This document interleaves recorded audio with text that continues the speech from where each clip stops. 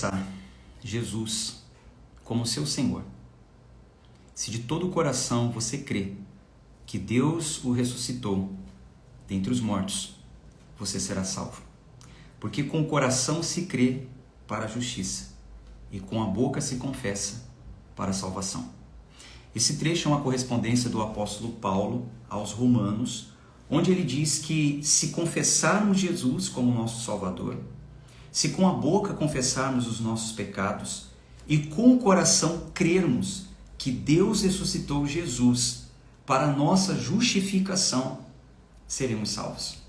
Seja bem-vindo, você está participando da minha primeira live de uma série que eu vou fazer falando sobre a graça de Deus.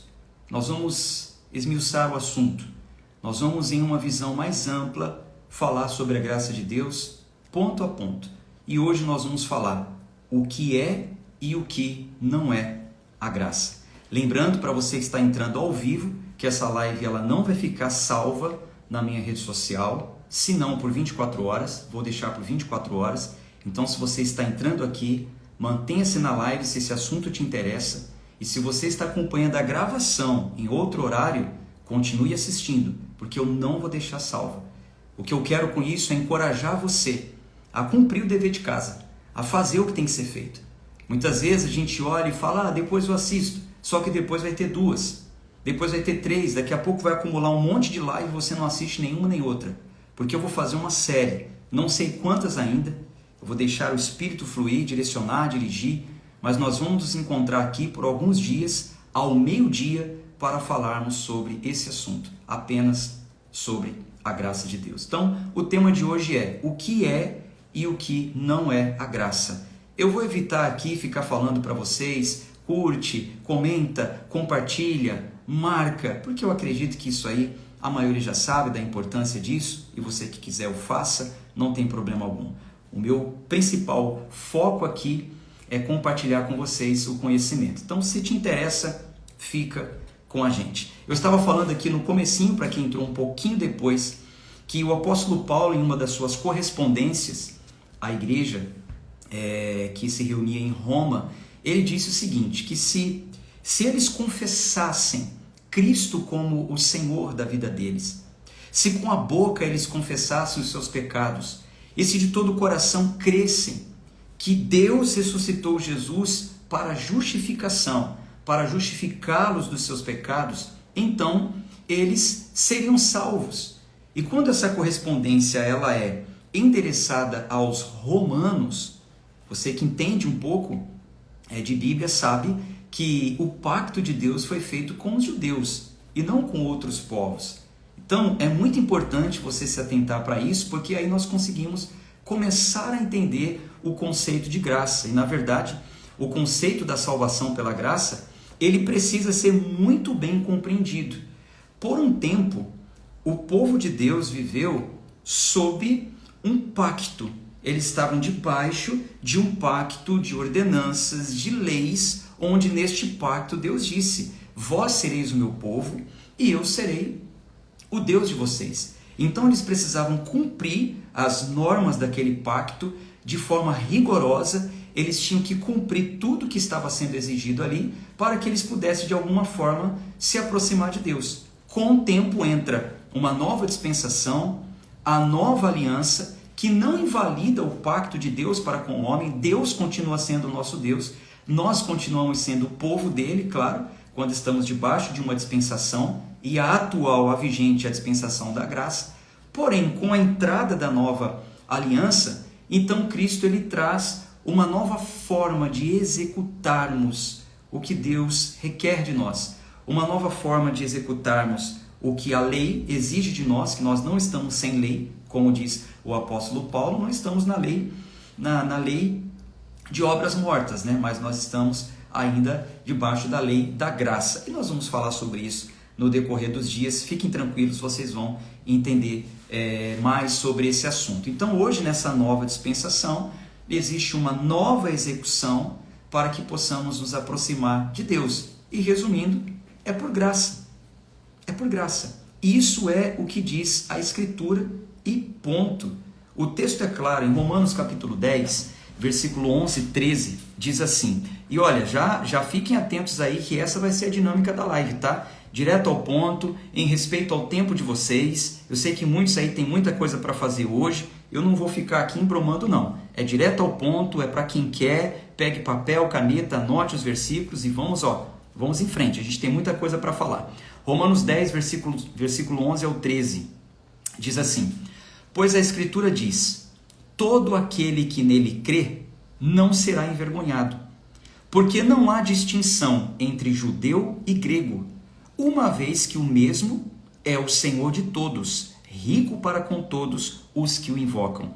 Porque todo aquele que invocar o nome do Senhor será salvo. Então, quando o apóstolo Paulo diz que não há distinção entre judeu e grego, outros povos, que Deus é rico para com todos e que todo aquele que invocar, independente da nação que seja, todo aquele que invocar o nome do Senhor será salvo, ele revela então a graça.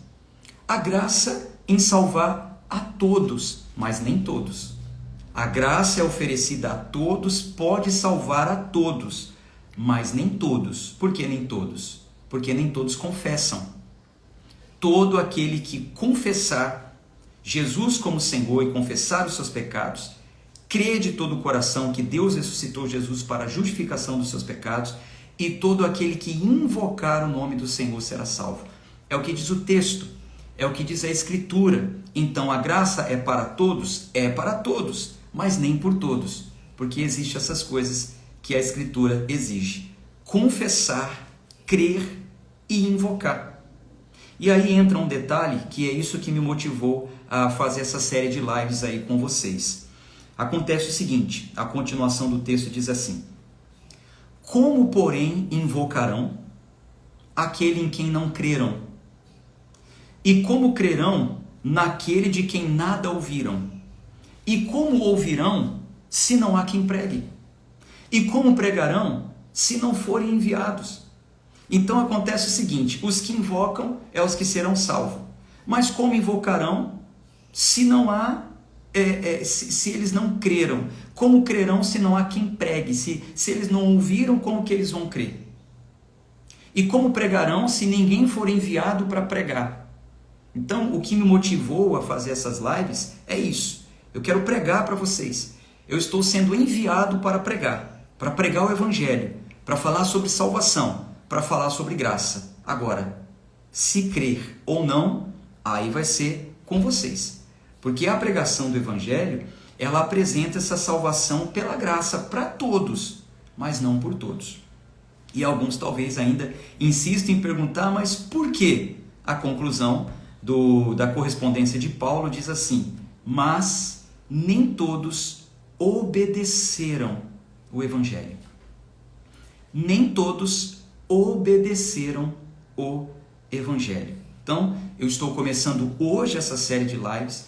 Eu quero encorajar você a voltar aqui nos próximos dias, ao meio-dia, para que a gente possa continuar com esse entendimento. E espero muito que você creia. Espero muito que essa revelação, não apenas o conhecimento, chegue ao seu coração.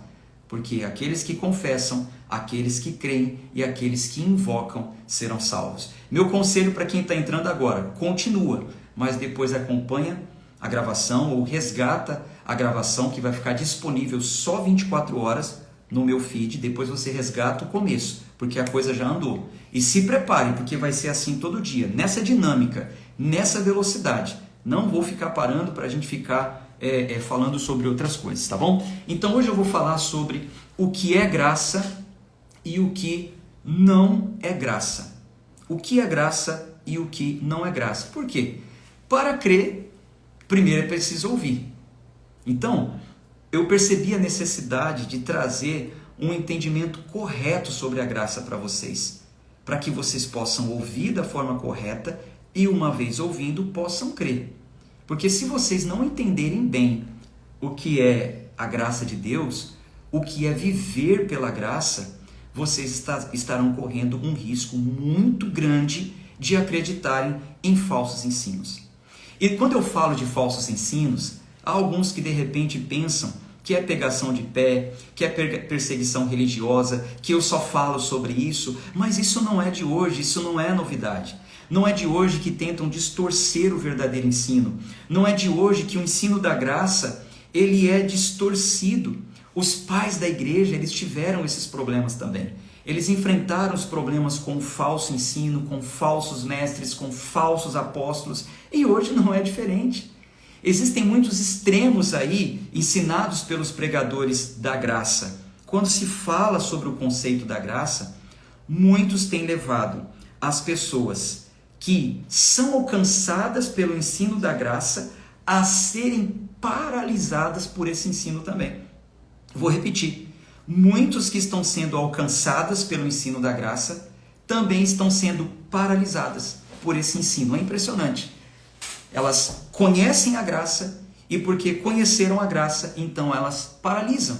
Ao invés de frutificarem, ao invés de apresentar o fruto correspondente ao ser alcançado pela graça. Então muitos estão estagnados depois que tiveram conhecimento e outros descambaram. Descambaram no sentido de descer ladeira abaixo mesmo. E há quem não desceu ladeira abaixo, né? Há quem foi muito longe, está em outros extremos. E eu vou falar um pouquinho com vocês também sobre esses extremos hoje, um pouquinho, mas vai ter um dia específico para falar só sobre os extremos da graça, para que vocês não caiam nesse erro, para que vocês não incorram nesses erros doutrinários. O entendimento correto sobre a graça de Deus nos mostra o seguinte: quem crê no Evangelho precisa produzir fruto. Esse é o entendimento correto. O que falarem para você o contrário, você precisa ver qual é a base bíblica, qual é a base para dizer que alguém que foi alcançado pela graça não precisa apresentar fruto. O alcançado não é quem quer ser alcançado, não é quem quer ser salvo, não, é o alcançado. Não há base para dizer que quem é alcançado pelo Evangelho tem que ficar estagnado e não precisa fazer mais nada. Quando nós vamos em uma outra correspondência do apóstolo Paulo, dessa vez aos Colossenses, anote Colossenses capítulo 1, versículos 5 ao 8.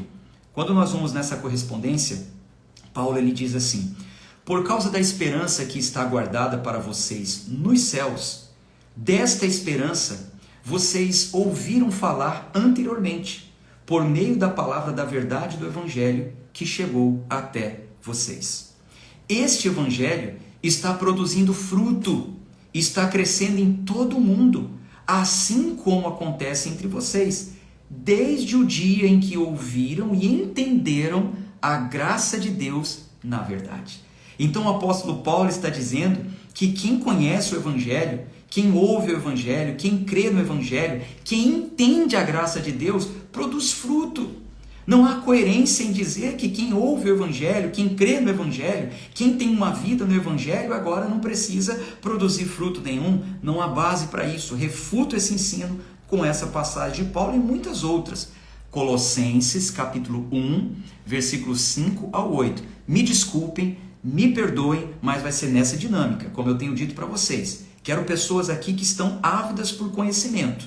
Pessoas não aventureiros, pessoas que realmente querem crescer, querem aprender. Eu estou me dedicando para que isso aconteça. Então vamos nessa dinâmica porque a coisa tem que correr. Então quando eu falar, anota. Se você perder alguma coisa, vai ficar gravado por 24 horas e você vai lá e recupera a gravação, tá bom? Então ele está falando o seguinte, olha, aquilo que foi ensinado para vocês, aquilo que foi pregado para vocês, a palavra da verdade que chegou até vocês, está produzindo fruto no mundo inteiro, está crescendo, e não só no mundo, mas também aí como acontece entre vocês, desde o dia em que ouviram e entenderam a graça de Deus na verdade. Então, ouviram e entenderam. Há quem tenha ouvido, mas não entendeu, estagnou, descambou, né? Como eu disse, ou descambaram, como eu disse, desceram ladeira abaixo. E ele continua assim, ó. Isso vocês aprenderam de Epáfras. Isso vocês aprenderam de Epáfras, nosso amado conservo e, em relação a vocês, fiel ministro de Cristo. Fiel ministro de Cristo, o qual também nos contou do amor que vocês têm no Espírito. Então veja bem, duas afirmações importantes aqui nessa correspondência de Paulo aos Colossenses. Veja, primeiro, Paulo afirma que o fruto vem do ouvir e entender. Anota aí para você se lembrar disso. Coloca nos comentários. Coloca nos comentários. O fruto vem do ouvir e entender. Enquanto isso eu vou respirar. Vamos lá. O fruto vem do ouvir e entender. Eles ouviram, eles entenderam e apresentaram frutos. Certo? Quando eu falo para você comentar, gente, é para você gravar aqui, ó, na sua mente. Você manda uma informação para o seu cérebro. O cérebro, ele enxerga com os seus sentidos, com o tato, com o paladar, com o olfato, com a visão, com a audição. Então essa massa que está aí dentro, ela armazena as informações conforme você manda através dos sentidos. Quando você escreve algo, seu cérebro está atento, você está lendo o que você está escrevendo, você está falando algo que ele vai ouvir, você está me ouvindo. Enfim, use aí, escreva, que é para gravar na sua mente. Ó. O fruto vem do ouvir e entender. Então, essa é a primeira verdade aqui que Paulo expõe. E outra coisa, ele fala sobre a boa compreensão da palavra. É a boa compreensão da palavra que nos leva a desenvolvermos a nossa fé. Então veja, para uma boa compreensão, Paulo disse que eles estavam sendo instruídos por Epáfras. Quem era Epáfras? Epáfras era um fiel ministro da palavra.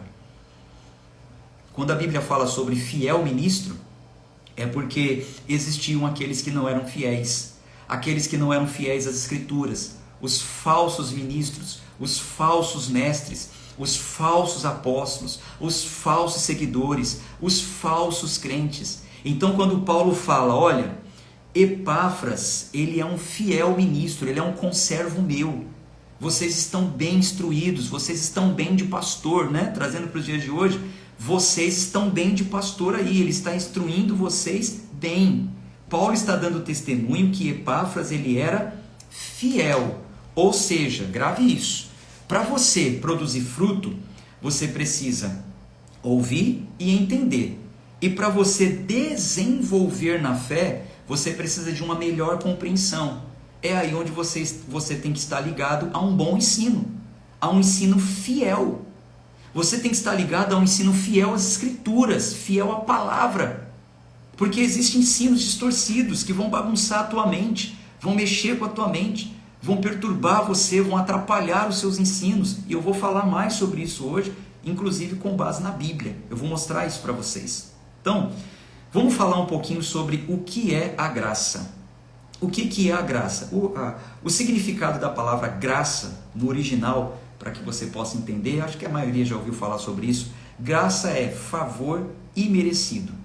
A melhor forma de você entender graça é realmente na tradução da palavra. Graça é favor imerecido.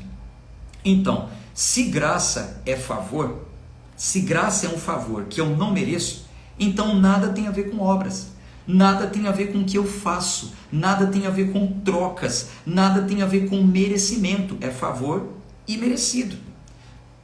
Paulo ele fala aqui em Romanos, deixa eu abrir aqui, Romanos capítulo 11, no versículo 6, anota aí, Romanos capítulo 11, versículo 6, veja só o que ele fala.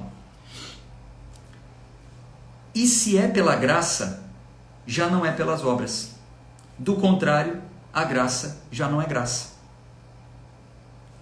Se é pela graça, já não é pelas obras, do contrário, a graça já não é graça. Então graça é favor imerecido, não pode ser o contrário. Eu não posso chegar e dizer, eu recebi isso porque eu fiz. Se você recebeu porque você fez, isso não é graça. Isso não é favor imerecido, isso é meritocracia. Isso é velha dispensação, isso é velha aliança. Onde as pessoas tinham que fazer algo na tentativa de alcançar um favor de Deus. Na tentativa. Já não é mais graça. Um outro versículo que traz uma compreensão bem clara sobre a graça no que diz respeito à salvação, está lá em Efésios 2, versículo 8 e 9, quando diz, pela graça vocês são salvos mediante a fé. Isto não vem de vocês, é dom de Deus, não de obras, para que ninguém se glorie. Então a salvação é pela graça, mediante a fé, mediante o crer, como nós iniciamos falando aqui. Você precisa crer, primeiro você precisa confessar que Jesus é o Senhor da sua vida, você precisa confessar os seus pecados, crer de todo o coração que Deus ressuscitou Jesus para a sua ressurreição e invocar o nome do Senhor. Isso é salvação, isso é graça, isso é misericórdia. Então, pela graça sois salvos mediante a essa fé que eu acabei de explicar para vocês. E isso não vem de vocês, não há nada que eu faça, é dom de Deus, é presente, é Ele que dá, para que ninguém se glorie. O texto é claro, ninguém deve se gloriar de nada que recebeu, porque tudo é graça, tudo vem dele. Tem um exemplo claro na Bíblia, quando Jesus fala sobre aquela oração do fariseu e do publicano, sabe? Você entende a diferenciação de fariseu e publicano? Publicano, para você ter uma ideia, era uma classificação muito, vamos falar, trazendo para os dias de hoje, queimada diante da sociedade, porque um publicano, ele tinha uma fama de ladrão, de pecador, de fraudulento, enfim, um publicano, um servidor público que trabalhava cobrando impostos, enfim, quando se falava de publicano, era considerado alguém que não era de Deus, não fazia parte do povo de Deus. Já o fariseu, não. O fariseu, ele fazia parte de um grupo de religioso, de um grupo de pessoas que pregavam as leis. Certa vez Jesus até disse, olha, tudo que os fariseus falam, vocês podem até fazer, porque o que eles falam é o que está nas escrituras. Vocês só não podem fazer o que eles fazem, porque eles falam, mas não fazem. Eles são falsos, eles são hipócritas, eles são mentirosos. Então, quando se fala de fariseu, está falando sobre um grupo de religiosos. Então, Jesus coloca um grupo de religiosos onde acreditavam ainda na meritocracia, no merecimento, e quando fez uma oração, o fariseu, ele, orgulhoso, cabeça erguida, disse, ó Deus, graças te dou porque eu não sou igual a esse publicano aqui, ó. Eu jejuo 3 vezes, eu faço as minhas orações, eu dou o meu dízimo, tá vendo? Tudo, eu mereço receber alguma coisa. E aí o publicano não tinha coragem nem de levantar a cabeça e batendo no peito dizia, ó Senhor, sou pecador, eu não mereço nada. Jesus disse assim, sabe qual dos dois desceu do templo justificado? Sabe qual dos dois alcançou a justificação? Não foi aquele que sacrificou, não foi aquele que dizimou, não foi aquele que era religioso, mas foi aquele que se humilhou, foi aquele que recebeu graça, foi aquele que entendeu que não é por merecimento. Muito diferente do que se ouve por aí, não?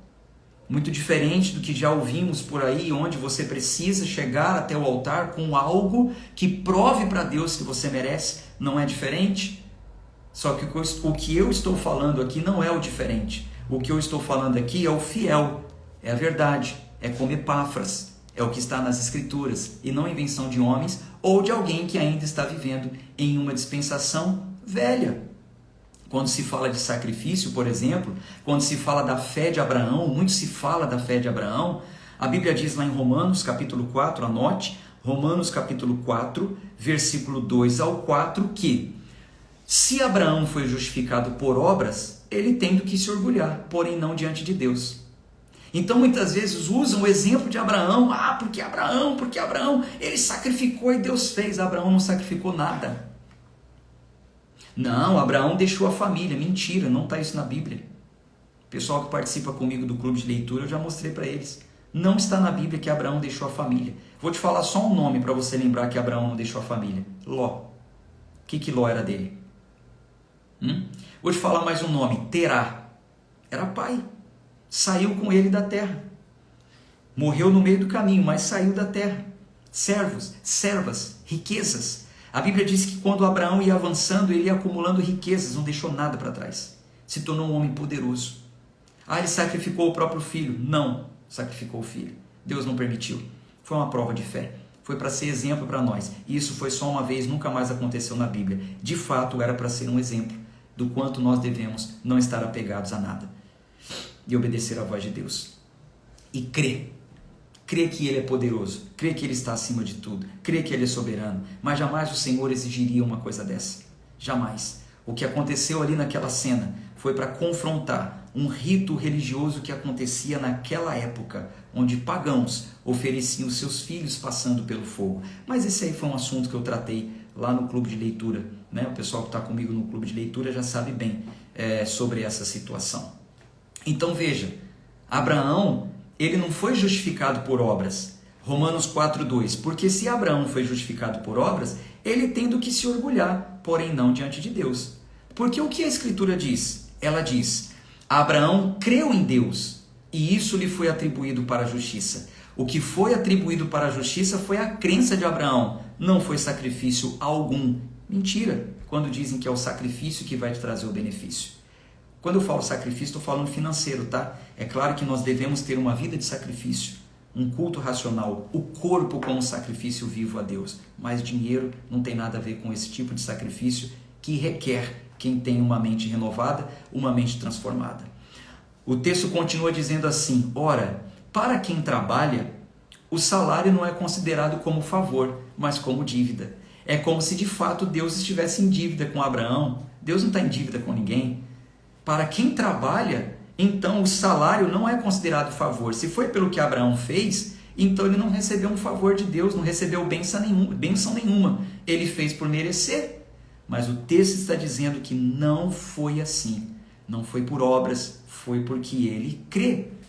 Vocês estão percebendo que entender da forma correta o conceito da graça é muito importante? Porque caso contrário, você pode ser induzido a erros. Se você não compreender o conceito da graça, você vai cair em erros doutrinários. Judas, preocupado com isso, ele deixou um alerta para nós. Em Judas capítulo único, que só tem um capítulo, Judas capítulo único, versículo 3. Anote, Judas capítulo único, versículo 3. Ele diz assim, amados, quando eu me empenhava para escrever-lhes a respeito da salvação que temos em comum, senti que era necessário corresponder-me com vocês, para exortá-los a lutar pela fé, que uma vez por todas lhes foi entregue aos santos. Então Judas está dizendo que ele percebeu a necessidade, assim como eu disse que eu percebi a necessidade de fazer essas lives. Para quem não sei, temos aqui 80 pessoas, depois vão acompanhar a gravação, quem não entrou, vai chegar para alguém. Eu percebi a necessidade de alertá-los a lutar pela fé. Judas está falando, lutem pela fé. Lutem pela fé que foi entregue a vocês. Vocês receberam uma fé, vocês receberam um ensino. Pois certos indivíduos, cuja sentença e condenação já foi promulgada há muito tempo, se infiltraram naquele tempo, se infiltraram no meio de vocês, sem serem notados. Judas está dizendo, alguns indivíduos se infiltraram no meio de vocês, sem serem notados. São pessoas ímpias, que transformam em libertinagem a graça do nosso Deus e negam o único, soberano e Senhor Jesus Cristo. Aqui fica claro que o Evangelho ele pode ser apresentado de uma forma distorcida. Vocês estão recebendo o Evangelho genuíno. O que eu estou passando para vocês aqui é com base bíblica, estou passando as referências, estudem, se aprofundem no assunto, fiquem comigo os próximos dias. Quando acabar as lives, continuem estudando sobre o assunto, porque tem coisas que realmente é difícil de entender. O próprio apóstolo Pedro disse que Paulo falava algumas coisas difíceis de entender, isso está em 2 Pedro capítulo 2, se não me engano, é 2 Pedro, se não me engano, capítulo 2. Então, estudem, se aprofundem no assunto. Por quê? Vocês estão recebendo o ensino genuíno. Vocês estão recebendo um evangelho fiel, verdadeiro. Mas Judas falou assim, lutem pela fé de vocês. Você tem que lutar pela sua fé. Você tem que lutar para que a sua fé não seja contaminada. Porque alguns vão se infiltrar e você não vai nem perceber. Fala mansinho, fala a palavra bonita e transforma a graça de Deus em libertinagem. E negam, inclusive, a soberania do Senhor. Como se o Deus soberano não fosse mais soberano e nós pudéssemos manipular a vontade de Deus. com coisas. Faço isso, recebo aquilo. Esses ensinos são infiltrados de forma sorrateira, sutil. E você tem que lutar pela sua fé. O que você está fazendo nessa live hoje é lutar pela sua fé. Você poderia estar fazendo qualquer outra coisa. Você parou tudo para estar aqui, para lutar pela sua fé. Coloque aqui nos comentários, aqui, ó, escreva aqui, ó, eu vou lutar pela minha fé. Faça uma declaração pública. Coloque aí, ó, eu vou lutar pela minha fé. E é lutar mesmo. É lutar com todas as forças. É refutar o falso ensino. É dizer eu não aceito. Eu não concordo com isso. A Bíblia não diz isso. Não diz isso. Quando Paulo falou com os Gálatas, na igreja da Galácia, Paulo, ele disse uma coisa muito interessante. Ele falou o seguinte: eu estou muito surpreso. Deixa eu falar onde está escrito, né, para você anotar. Gálatas, capítulo 1, versículo 6. Eu estou muito surpreso. 6 em diante. Eu estou muito surpreso em ver que vocês estão passando tão depressa daquele que os chamou na graça para outro evangelho. Olha só. Paulo falou, estou surpreso. Como pode? Vocês foram chamados pela graça e agora vocês estão passando para outro evangelho, outro ensino, o qual, na verdade, não é outro, porque evangelho verdadeiro só existe um, mas existem outros evangelhos fakes, falsos, que são ensinados por aí. E olha o que ele diz: há alguns que estão perturbando, porém, há alguns que estão perturbando vocês e querem perverter o evangelho de Cristo. Estão perturbando a igreja, estão bagunçando a igreja. Estão bagunçando o evangelho, pervertendo o evangelho de Cristo. Mas, ainda que nós, olha Paulo falando, ainda que nós mesmos, ou um anjo vindo do céu, pregue outro evangelho a vocês, diferente daquele que temos pregado, que esse seja anátema, que quer dizer amaldiçoado. Se o evangelho não é fiel, se não é como os apóstolos colocaram, por revelação do Espírito Santo, como Cristo pregou e o Espírito Santo revelou aos apóstolos e entrou como doutrina, se foge da doutrina dos apóstolos, que seja anátema. Não importa, pode ser pastor, pode ser bispo, pode ser padre, pode ser papa, pode ser reverendo, pode ser missionário, pode ser presbítero, pode ser diácono, pode ser levita, pode ser o que for, tem um monte de nome aí. Que seja amaldiçoado se pregar um outro evangelho que não é o evangelho de Cristo. Você tem que lutar pela sua fé. Você não pode deixar bagunçar a igreja. Você é a igreja de Cristo. Você faz parte da igreja de Cristo. Você não pode deixar que seja uma bagunça. Eu estou me levantando aqui em defesa da fé. Eu aceitei o meu chamado, fui chamado para isso. Eu fui enviado para isso. Prego sobre muitas outras coisas, mas o meu foco é na apologética. Eu quero defender o evangelho, eu quero defender a nossa fé. E se você quiser contar comigo, eu vou estar aqui nos próximos dias. Porque a gente não pode deixar a igreja virar uma bagunça. Aí ele disse assim, ó, como já dissemos, e agora repito, se alguém está pregando a vocês um evangelho diferente daquele que já receberam, que esse seja anátema. Não importa quem seja. Por acaso agora eu procuro o favor das pessoas e não o favor de Deus? Olha o que ele está falando. Ou eu procuro agradar as pessoas? Se ainda estivesse procurando agradar as pessoas, eu não seria servo de Cristo. Sabe o que está acontecendo? Sabe o que eu percebo? Olha o que eu percebo. Eu converso com algumas pessoas e ensino o verdadeiro evangelho. Aí tem gente que tem, desculpa falar assim, a audácia de me responder: ai pastor, entendi. Ai, mas eu gosto tanto do meu pastor. Eu sei que o que ele está falando não é bem o que está na Bíblia. Agora eu já entendi que é até uma heresia o que está falando. Mas eu gosto tanto dele, ele vai ficar tão chateado. Ele vai ficar tão chateado porque Foi através dele que eu conheci a Cristo, foi ele que me atendeu quando eu cheguei sofrendo, foi ele que me atendeu quando eu cheguei chorando, desesperado. Glória a Deus, ele foi um instrumento. Mas se hoje ele está pregando heresia, sai fora. Vai lá para Apocalipse, ouça o grito, sai dela, povo meu, sai porque vai cair. Ou você quer agradar pessoas? Você quer agradar pessoas ou a Deus? Eu sei que ninguém aqui queria mudar de casa. Eu não queria mudar de casa, eu queria reformar a minha casa. Falo isso de coração. Eu queria reformar a minha casa, eu não queria mudar a minha casa. A minha casa era uma casa grande, a minha casa era uma casa bonita, a minha casa era uma casa cheia.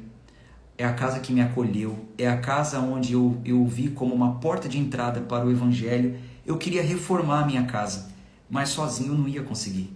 Quando eu entendi que a minha casa, na verdade, era um sistema, e sistema não tem como mudar.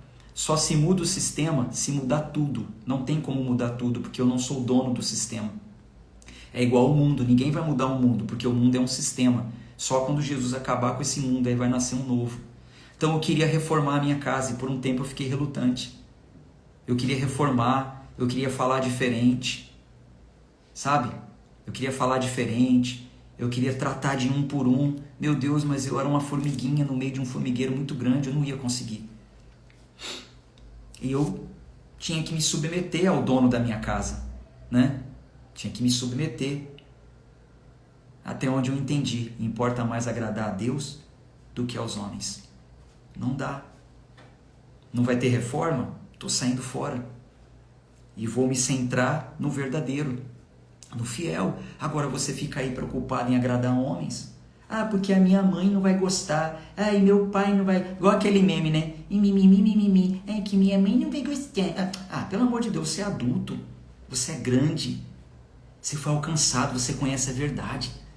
Ah, minha esposa. Ah, o meu marido. Jesus veio trazer essa divisão aí, meu irmão. Não está preparado para a guerra, não? Jesus falou, vim trazer paz, vim trazer espada. Vai ter por um tempo pessoas divididas, sim, por causa do evangelho verdadeiro, vai ter. E você vai ter que lutar para defender sua fé, sem abandonar a família, claro, sem abandonar ninguém, mas você vai ter que defender sua fé, falar, meu amor, te amo, minha linda, minha querida, mas isso aí é herético, e para o bem da nossa família nós não vamos mais frequentar certo tipo de lugares, e acabou. Eu estou com você, te amo, não quero te largar nunca, nunca, estamos juntos, mas... eu estou privando pelo nosso bem. E acabou. Porque eu procuro agradar a Deus ou a homens? Eu quero o favor de Deus ou o favor dos homens? Se eu ainda estivesse procurando agradar pessoas, eu não seria servo de Cristo. Então vença essas preocupações. Você precisa entender que no Velho Testamento se levantaram falsos profetas. Jesus... ele combateu os falsos mestres. Os apóstolos falaram que se levantariam falsos apóstolos, falsos discípulos, falsos profetas, falsos mestres. Agora, pensa comigo, o que faz você consagrado, você consagrada do Senhor, o que faz você acreditar que só no nosso tempo não vai ter falso profeta? Se no passado teve, se no tempo de Jesus teve, se no tempo dos apóstolos teve, e eles avisaram, Jesus disse que teria, por que você é tão consagrado assim que acha que você não vai ter? Você não vai ter que lutar contra o falso mestre. Você acha que só você é o... né? Então abre os seus olhos, renova a sua mente. Fique atento quanto a isso. Nós não somos privilegiados nisso, não. Não somos privilegiados nisso, não. Pelo contrário, eu acredito que quanto mais o tempo se aproxima, mais irão se levantar até que se assente, né, no lugar o abominável, né, que é o anticristo, que vai ser o maior enganador de todos os tempos, onde a igreja vai ter que implorar muita misericórdia do Senhor. Então fiquem atentos nisso. Por quê? A falta de compreensão ela tem levado muitas pessoas a extremos.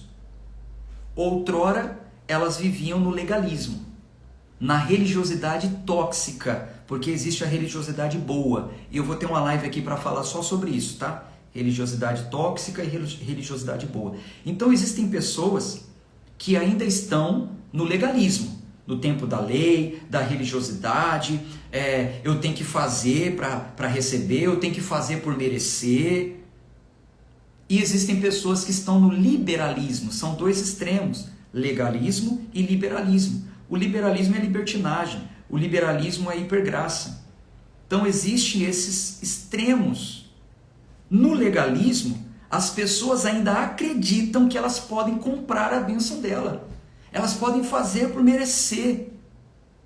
Então elas acham que elas podem comprar a bênção em troca de jejum. Eu vou fazer uma campanha de 7 dias para Deus abrir uma porta para mim. Pelo amor de Deus, sem barganha com Ele, vai. Você acha mesmo que o seu jejum vai fazer abrir porta? Jejum nunca foi para isso. Nunca na Bíblia jejum foi para isso. Não, Deus, é 7 jejum por uma bênção. Agora ele está vendendo bênção agora. Agora ele é garçom, ele é feirante. Uma campanha. 7 quintas. 7 sextas subindo o monte. Se eu subir o monte 7 sextas, Deus vai fazer isso. Isso é legalismo. Isso é obra de justificação. Isso é meritocracia. Já foi. Não existe isso na nova dispensação. Não existe isso. Corrente, campanha, sacrifício, prova com Deus. Que prova com Deus? Provar a Deus. Deus não precisa provar mais nada para você, não. Mais nada. Vou amarrar a fita, porque com a fita amarrada Deus vai me proteger. Ele não precisa de fita para te proteger, não. Mas Raabe amarrou a fita na janela. Ô, consagrado, Raabe amarrou a fita porque era um sinal de que a casa dela era marcada para não ser invadida, porque os homens iam entrar e iam matar todo mundo. Mas Raabe tinha lá uma marca, uma fita, para que não acontecesse nada com a família dela. Pelo amor de Deus. Mas é porque Davi venceu os seus inimigos no Vale de Sal. Mentira. Não foi no Vale de Sal, foi no Vale do Sal. Era o nome do vale. Vale do Sal, como ele venceu também outros vales em outros lugares. Não, vou fazer um vale de sal aqui na igreja, porque quando meu pé estiver em cima do sal, vou vencer o inimigo. Isso é macumba. Isso aí não é evangelho. Isso é superstição, é sincretismo religioso. Gente, por isso que eu não vou poder deixar essa live gravada. Eu estava aqui me segurando, mas agora eu vou ter que soltar. Eu vou ter que falar. Não tem como atribuir essas coisas. Trocar a soberania de Deus para uma água consagrada, uma água ungida, uma rosa. Não tem como, não tem como. Isso é legalismo. Não tem como. Eu vou ter que... Nem sei se vai ficar 24 horas, que eu vou deixar. Mas aí se os irmãos denunciarem, né, porque eu estou falando a verdade, vai cair a live lá. Aproveita, né? Vai ficar por 24 horas. Então, no liberalismo, na hipergraça, na libertinagem, as pessoas concluem que não precisam fazer mais nada. Né? Então, tá bom, legal, entendi a graça, não preciso fazer mais nada. E elas ultrapassam a linha, porque tem uma linha, mas elas ultrapassam a linha para outro extremo. Então, a linha é essa aqui, o centro é esse aqui, a graça é isso aqui. Alguns vão para o legalismo, outros vão para o liberalismo. Então, alguns que conhecem a graça ultrapassam a linha e falam, bom, agora que eu não preciso fazer nada por merecer, então eu vou descambar. Eu não vou mais ter compromisso com a palavra, com a Bíblia, com a congregação, com as minhas ofertas, com os meus dízimos, não por imposto, não por lei, mas por gratidão. Eu não vou ter compromisso com mais nada. Eu sou descongregacional, eu não preciso de igreja, não preciso de templo, sabe? Eu não tenho compromisso com santidade. E chegam até a brincar com o pecado, mas vai brincando. Vai brincando. Existe um centro. E nós precisamos estar centrados nesse ensino, ancorados na verdade. A verdade fiel. Não podemos nos inclinar para nenhum dos dois extremos. Por isso que eu quero encorajar vocês a continuarem comigo nos próximos dias, ao meio-dia. Hoje eu vou entrar aqui ao vivo, eu vou entregar o conhecimento e fui, já estou acabando. É nessa dinâmica, desculpe aí se não li comentários, mas é porque vai ficar gravado e depois também é chato para quem está assistindo a gravação ter essas pausas, sabe? Lendo comentário, é legal para quem está ao vivo, mas para quem vai assistir a gravação, acaba que fica um pouco chato. Então, eu quero encorajar vocês a se aprofundarem no assunto. Se você quiser a minha ajuda, nos próximos dias eu vou falar só sobre isso, só sobre graça. Nós vamos passear na Bíblia inteira. Nós vamos estudar a graça em uma visão mais ampla. Não adianta você só conhecer Efésios 2, 8 e 9. Quando as pessoas falam quando querem te confrontar e querem falar assim para vocês: ah não, a salvação não tem esse negócio de graça não, porque tem que fazer obra. Você não sabe responder. Porque de fato existem obras, mas que tipo, como, quando, em que circunstância, qual conceito, você só sabe falar assim: não, Efésios 2,9, pela graça sois salvos mediante a fé, isso não vem de vós, vem de Deus, e não é por obras para que ninguém se glorie. Você só sabe citar esse versículo. Mas e o entendimento para mexer na cabeça de quem quer te confrontar? Para fazer aquela pessoa compreender a verdade? Porque foi isso que Jesus fez com Satanás. Você se lembra quando Satanás chegou e quis falar para o Senhor Jesus que ele não era filho de Deus? Se és filho de Deus, transforme pedras em pães, né? Achando que Deus ele precisaria provar alguma coisa. Jesus confrontou ele com a palavra. Mas também está escrito, Satanás. Então você precisa conhecer. Você tem que conhecer a palavra para que você possa confrontar, lutar e defender a sua fé. Tá bom? Nos próximos dias talvez eu chame algumas pessoas para no final participar, tirar dúvida, perguntar alguma coisa sobre o que foi falado no dia, tá? Nos próximos dias se prepare aí, porque talvez se eu chamar hoje, alguns vão falar assim: ah, eu não me preparei, não me arrumei. Então nos próximos dias, se você quiser no final dar um depoimentinho rápido, falar alguma coisa, aí eu vou liberar a câmera aqui, você manda a solicitação para a gente conversar um pouquinho aqui ao vivo, tá bom? Acabou, Miriam. Um abraço de fé e força, vai ficar salvo por 24 horas lá no meu Instagram, tá? Até amanhã, se Deus quiser. Tchau, tchau.